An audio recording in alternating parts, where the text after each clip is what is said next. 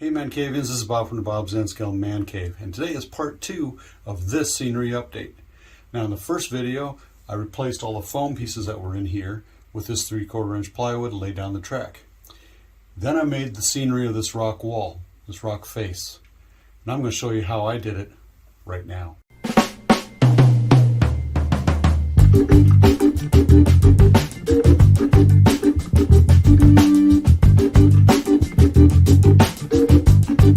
So this is all the stuff I took off the section that was there. I'm just going to use this piece to use as a form where my shaper sheet is going to attach to. I made sure it fit up there with enough clearance, and then I taped together some old pieces of shaper sheet that I had left over and laid it up there to make sure everything fit. Then I took some wood glue and glued it down on top of the styrofoam, and I put some heavy ballast pieces down on top of there, let it dry. Then I used a shaper sheet and some earth colors, stone gray, a double batch of plaster, and slowly mix that 16 ounces to 6 ounces of water into a glass pitcher. It works great, cleans up a lot better than plastic.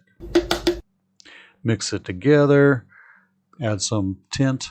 You got probably 25-30 minutes of work time with this, so no rush. Spray the cloth with water, helps it adhere better, and just put on the plaster how you need it to be going on. I poured it on and spread it out. And let it dry. So now it's time for carving plaster.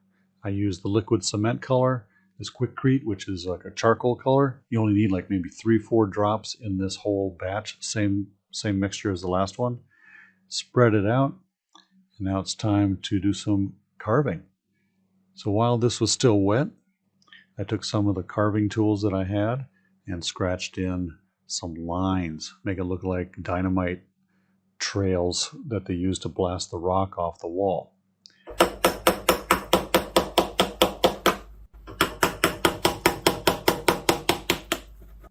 Then I chipped some pieces off, made it look a lot more rougher. Clean up always with a nice little brush. And I use this scratching tool.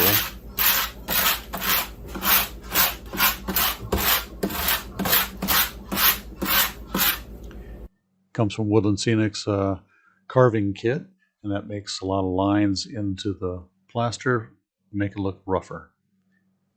I use these earth colors for the next steps. I started off with gray, but it's probably best to use lighter colors first. Mix it with water. And I use a little handy dandy tool to tip it back and do things a little bit easier and have it. I started off with stone gray. I put a little yellow ochre on there. It didn't really turn out as well as I thought it would. I also put some burnt umber on, topping it off with black.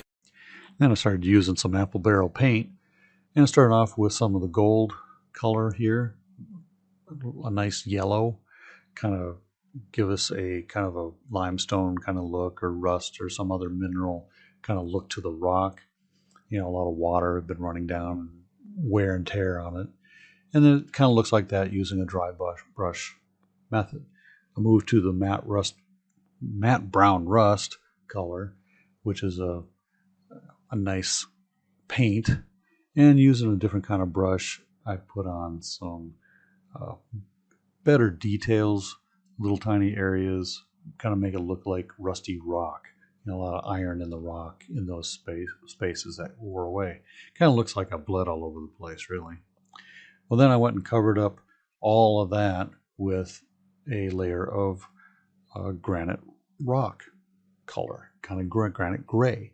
Kind of dry brush that as well. Kept working on it until it started looking a little bit more normal. And it ends up looking like this. Use some black on there as well to define the lines.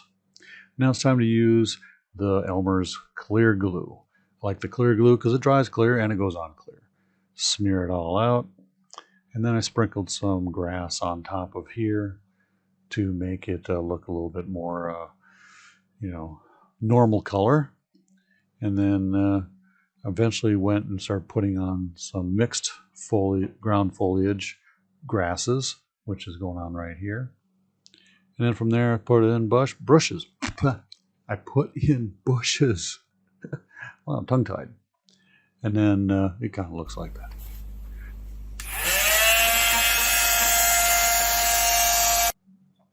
In this area, I decided to use the scenic cement, and I put on lichen pieces and also some bushes. And at the very bottom of the hill, I put a bunch of rocks that had fallen down. I used a gray talus for that. And it turned out pretty well, as you can see.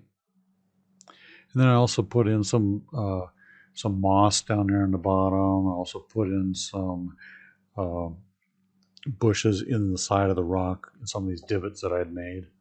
And you kind of just tap it in like that on your scenic glue, and away you go. You always got to remember to clean up. And so there's the finished product. It's ready to go up on the wall. And yes, I am going bald. But anyway, it was I made sure that I didn't make it too tall so it would scrape on the ceiling. So it's about 6.5 inches, 6 3/4 inches in some places. I've got really about 7 inches of space to work with. So there it is. It's all ready to go and be played with.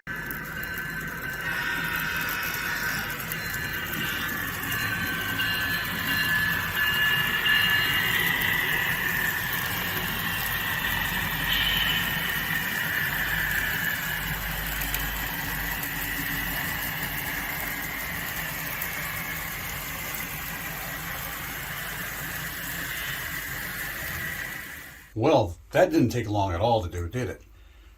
5-10 minutes at the most, and it looks great.